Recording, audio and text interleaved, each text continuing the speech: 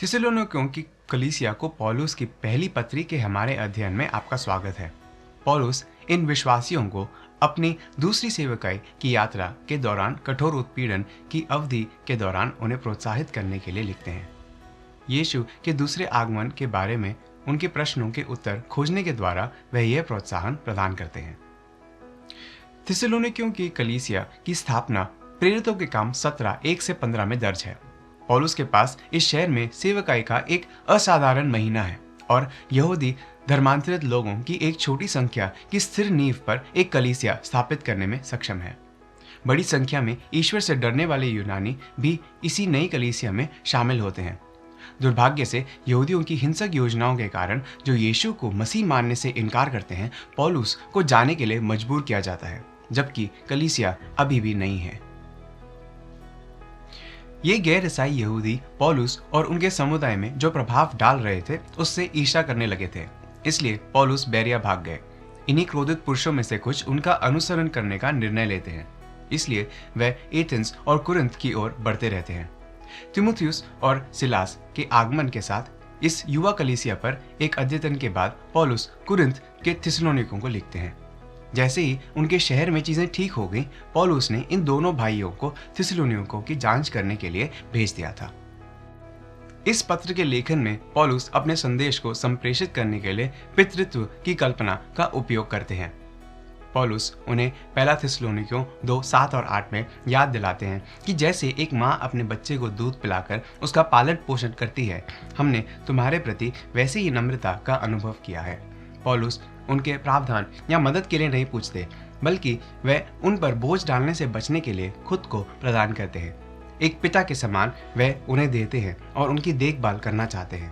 पहला थिस्सलुनीकियों 2:11 और 12 में कहते हैं कि जैसे एक पिता अपने बच्चे के साथ व्यवहार करता है, वैसे ही हमने तुम में से हर एक को आग्रह के साथ सुख चैन दिया है और उस रीति से जीने को कहा है जिससे परमेश्वर प्रसन्न होता है। और इसलिए एक पिता की तरह अपने बच्चों से जबरन अलगाव सहते हुए यह नहीं जानते कि वह सुरक्षित हैं या उत्पीड़न के अधीन रहेंगे। पौलुस पहला थिस्सलुनीकियों 3:1-3 में लिखते हैं, क्योंकि हम और अधिक प्रतीक्षा नहीं कर सकते थे, इसलिए हमने एथेंस में अकेले ही ठहरने का निश्चय कर लिया और हमें हमारे बंधु तथा परमेश्वर के लिए मसीह के सुसमाचार के प्रचार में अपने सहकर्मी तीमुथियुस को तुम्हें सुदृढ़ बनाने और विश्वास में उत्साहित करने को तुम्हारे पास भेज दिया, ताकि इन वर्तमान यातनाओं से विचलित न हो उठे, क्योंकि तुम तो जानते ही हो कि हम तो यातना के लिए ही निश्चित किए गए हैं।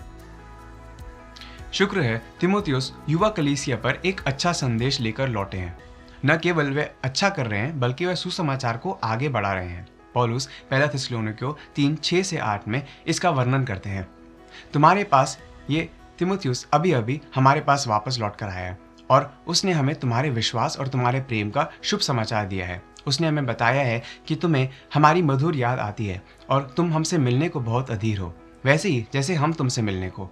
इसलिए है भाइयों, हमारी सभी पीड़ाओं और यातनाओं में तुम्हारा विश्वास के कारण हमारा उत्साह बहुत बड़ा है। हाँ, अब हम फिर सांस ले पा रहे हैं, क्योंकि हम जान गए हैं कि प्रभु में तुम अटल खड़े हो। कलीसिया विश्वास और प्रेम से भरी हुई है और वे प्रभु और अपनी नींव बनाना जारी रखते हैं। पौलुस वास्तव में एक कलीसिया के रूप में उनकी ताकत का जश्न मनाते हुए पत्र शुरू करते हैं और कैसे उनके परिवर्तन ने उनके आसपास के गैर विश्वासियों को प्रभावित किया है। वह पहला थिस्सलुनीकियों 1:5-8 में कहते हैं, क्योंकि हमारे सुसमाचार का विवरण तुम्हारे पास मात्र शब्दों में ही नहीं पहुंचा है, बल्कि पवित्र आत्मा, सामर्थ और गहन श्रद्धा के साथ पहुंचा है। तुम जानते हो कि हम तब तुम्हारे साथ थे, तुम्हारे लाभ के लिए कैसे जीवन जिया था। कठोर यातनाएं के बीच तुमने पवित्र आत्मा से मिलने वाली प्रसन्नता के साथ सुसंदेश को ग्रहण किया और हमारा तथा प्रभु का अनुकरण करने लगे। इसलिए मकदुनिया और अखाया के सभी विश्वासियों के लिए तुम एक आदर्श बन गए, क्योंकि तुमने प्रभु के संदेश की जो गूंज उठी उसे न केवल मकदुनिया और अखाया ने सुना, बल्कि परमेश्वर में तुम्हारे विश्वास सब कहीं जाना माना गया। सो हमें कुछ भी कहने की आवश्यकता नहीं है। एक और बात जो तीमुथियुस पौलुस से कहते हैं जब वे उनके साथ जुड़ते हैं, थिस्सलुनीकियों के विश्वासियों के पास बहुत सारे प्रश्न हैं, ज्यादातर यीशु के दूसरे आगमन के बारे में। पौलुस इस विषय को पूरे पत्र में शामिल करते हैं और इसे विश्वास, आशा और प्रेम के परिचित समूह से जोड़ते हैं। ये तीनों मिलकर पत्र की संरचना बनाने में मदद करते हैं। पहला थिस्सलुनीकियों 1:2 और 3 के आरंभ में पौलुस लिखते हैं, हम तुम सबके लिए सदा परमेश्वर को धन्यवाद देते रहते हैं और अपनी प्रार्थनाओं में हमें तुम्हारी याद बनी रहती है। प्रार्थना करते हुए हम सदा तुम्हारे उस काम की याद करते हैं जो फल है विश्वास का, प्रेम से पैदा हुआ तुम्हारे कठिन परिश्रम का और हमारे प्रभु यीशु मसीह में आशा से उत्पन्न तुम्हारी धैर्यपूर्ण सहनशीलता का हमें सदा ध्यान बना रहता है।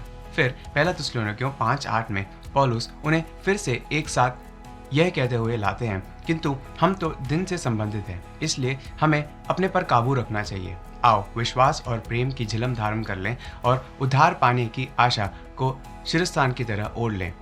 जैसा कि आप देख सकते हैं, विश्वास, आशा और प्रेम सभी एक किताब के कवर के रूप में कार्य करते हैं।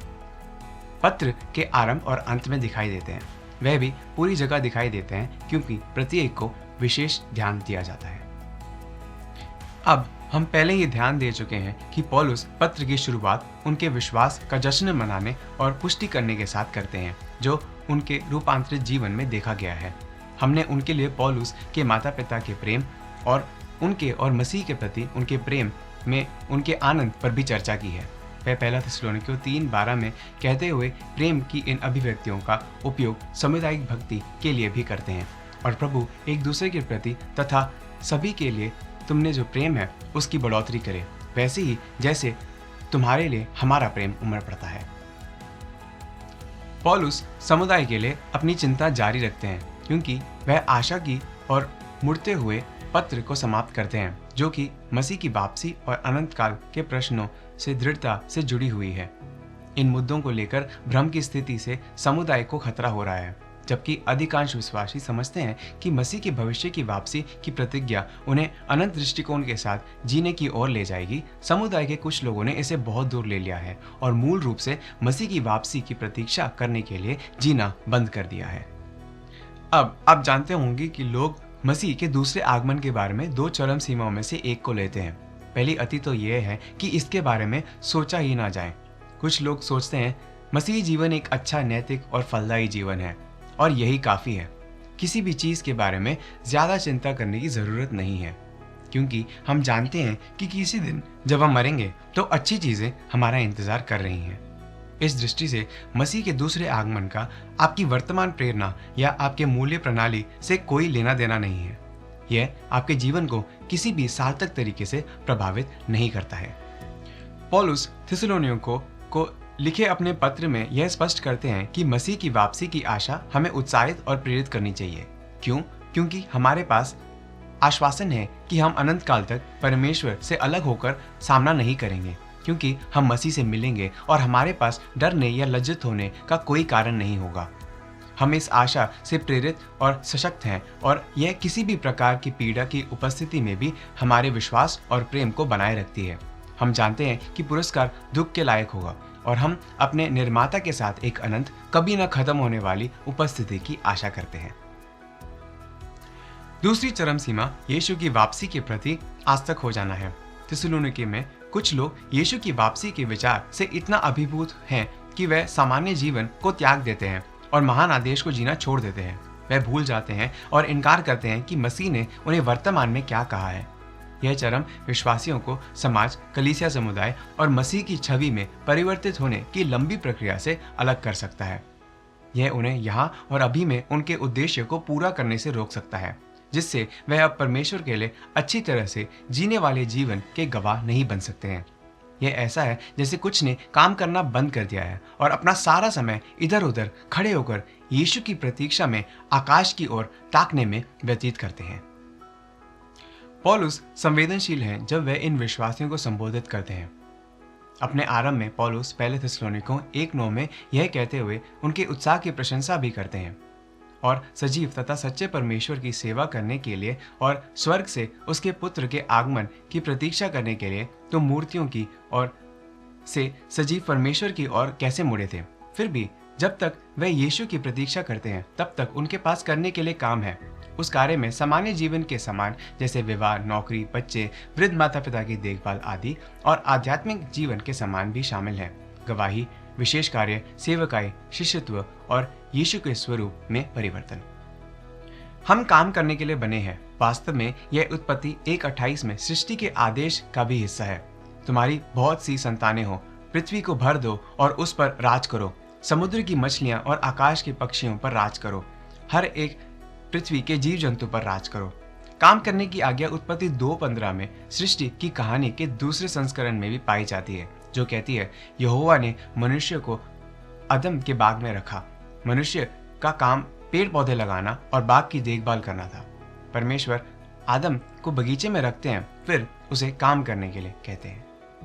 यह समझ में आता है कि केवल प्रतीक्षा जीवन कई पापों की ओर ले जाता है। पौलुस उन्हें पहला थिस्सलुनीकियों 4:3 में चेतावनी देते हैं, और परमेश्वर की यही इच्छा है कि तुम उससे पवित्र हो जाओ, व्यभिचार से दूर रहो। वह उन्हें पद 11 और 12 में भी प्रोत्साहित करते हैं, अपने काम से काम रखो, स्वयं अपने हाथों से काम करो, जैसा कि हम तुम्हें बता ही चुके हैं। इससे कलीसिया से बाहर के लोग तुम्हारे जीने के ढंग का आदर करेंगे। इससे तुम्हें किसी भी दूसरे पर निर्भर नहीं रहना पड़ेगा। मुझे लगता है कि यह ध्यान देना महत्वपूर्ण है कि पौलुस कितने व्यावहारिक हैं। वह गहरे धार्मिक सत्य की बात कर सकते हैं और साथ ही बहुत ठोस सलाह भी प्रदान कर सकते हैं। वे कहते हैं कि यीशु के आने की प्रतीक्षा में आकाश को घूरना छोड़ दो और शांत जीवन जीना शुरू करो। खुद को संभाल कर रखो, अपना काम करो। यह महत्वपूर्ण है कि ये विश्वासी अपने स्वयं का पैसा बना सकते हैं, ताकि वह गैर ईसाइयों के बीच सुसमाचार की प्रतिष्ठा को नुकसान न पहुंचाए। यह उन तरीकों से भी एक है जिससे हम अपने दैनिक जीवन में सुसमाचार और यीशु को प्रदर्शित कर सकते हैं। अब आइए आज के हमारे जीवन के बारे में सोचें। आपकी जीवन शैली दूसरों को यीशु के बारे में क्या गवाही देती है? पौलुस द्वारा उन्हें चेतावनी देने के बाद कि यीशु के दूसरे आगमन पर उनकी शिक्षा के आधार पर कैसे व्यवहार करना चाहिए, वह अपना ध्यान एक और चिंता की ओर लगाते हैं। थिस्सलुनीकियों के लोग अपने प्रियजनों की नियति के बारे में चिंतित हैं, जो पहले ही मर चुके थे। क्या वे मसीह के पुनरागमन के लाभों से वंचित हो जाएंगे क्योंकि इसके घटने से पहले ही वे मर गए थे? क्या उन्हें अनंत जीवन प्रदान किया जाएगा? पौलुस ने उन्हें आश्वासन दिया कि वे भी मसीह की वापसी में भाग लेंगे और ठीक उसी तरह जी उठेंगे जैसे यीशु स्वयं थे।